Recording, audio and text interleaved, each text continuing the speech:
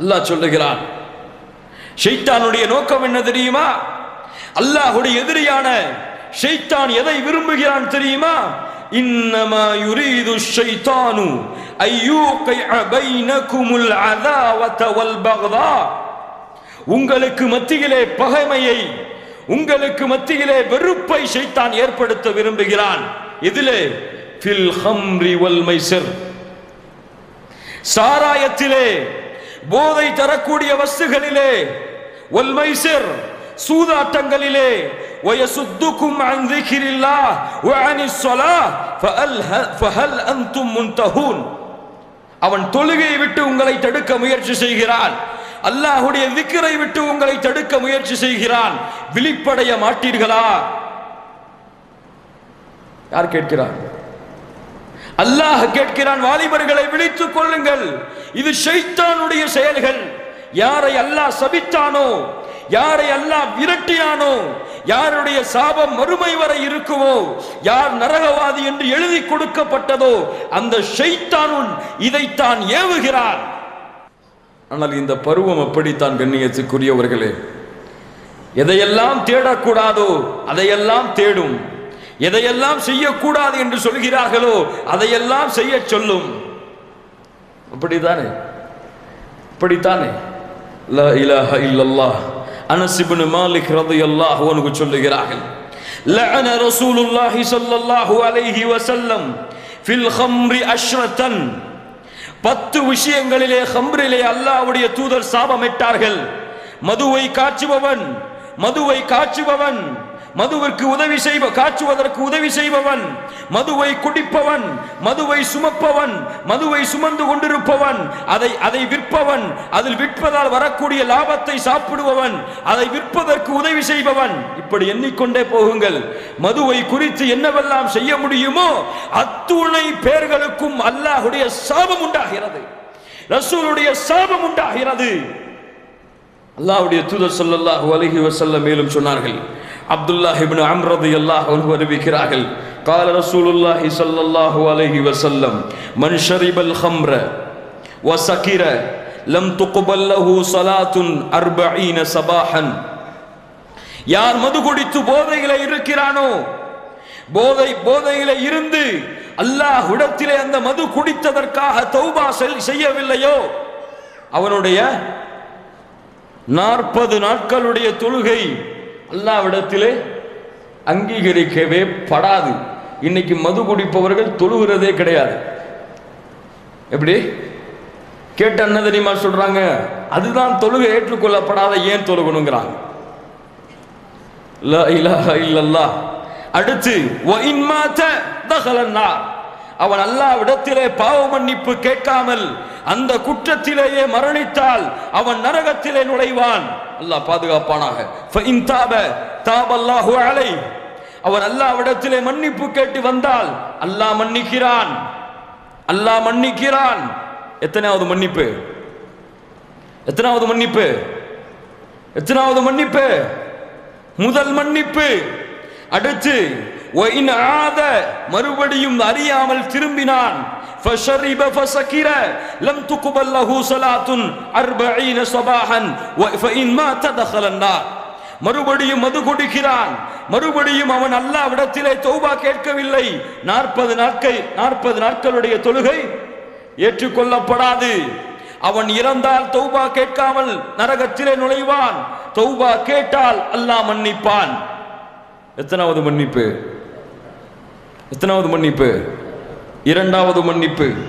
وَإِنْ عَادَ فَشَرِبَ فَسَكِرَ لَمْ تُقْبَلْ لَهُ صَلَاةٌ 40 صباحا. மறுபடியும் மது குடிக்கிறான், திரும்பி மறுபடியும் மது அருந்துகிறான், தௌபா கேட்கவில்லை. 40 நாட்களுடைய தொழுகை ஏற்றுக்கொள்ளப்படாது. அவன் தௌபா கேட்காமல் இருந்தால் நரகத்திலே நுழைவான். தௌபா கேட்டால் அல்லாஹ் மன்னிப்பான். எத்தனாவது முறை? மூணாவதா நாலாவதா? فَإِنْ عَادَ وَإِنْ عَادَ كَانَ حَقًّا عَلَى اللَّهِ أَنْ يَسْقِيَهُ மின் தரகத்தில் ஹபால் யௌமல் கியாமா.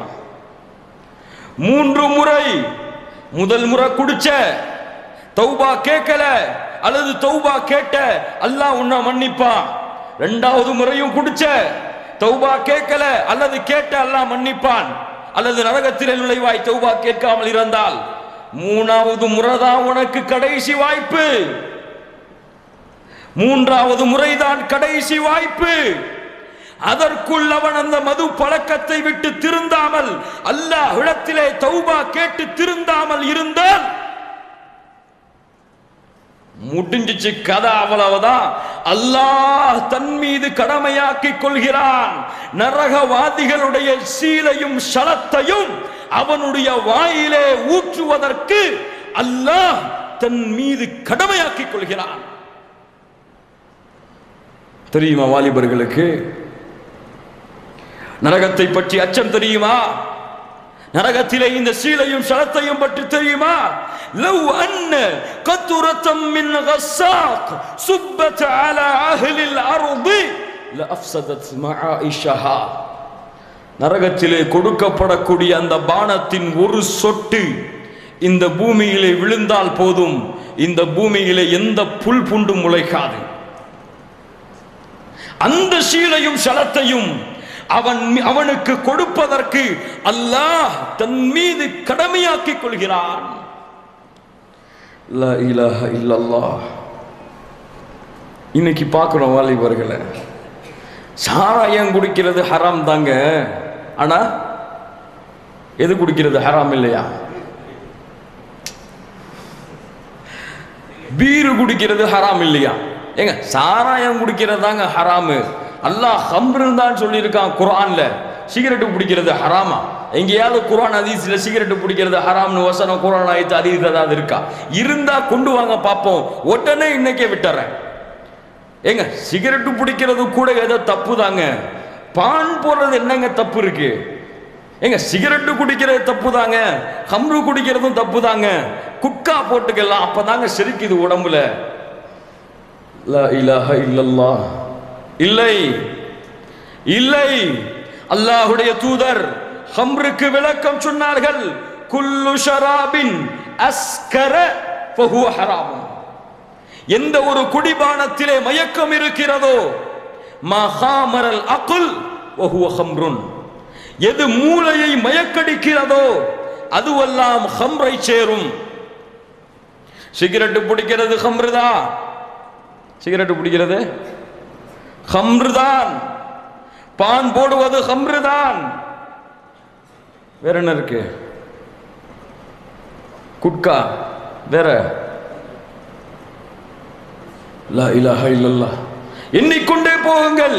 எதுவெல்லாம் போதை தருகிறதோ, எதுவெல்லாம் மூளையை மயக்கடிக்கிறதோ அதை குடிப்பது ஹம்ரு. நரக நெருப்பின் ஜலத்தை அவன் குடித்துக் கொண்டிருக்கிறான், நரக நெருப்பை சுவைத்துக் கொண்டிருக்கிறான். லா இலாஹ இல்லல்லாஹ். வாலிபர்களே, உங்களுக்கு உணர்வில்லை.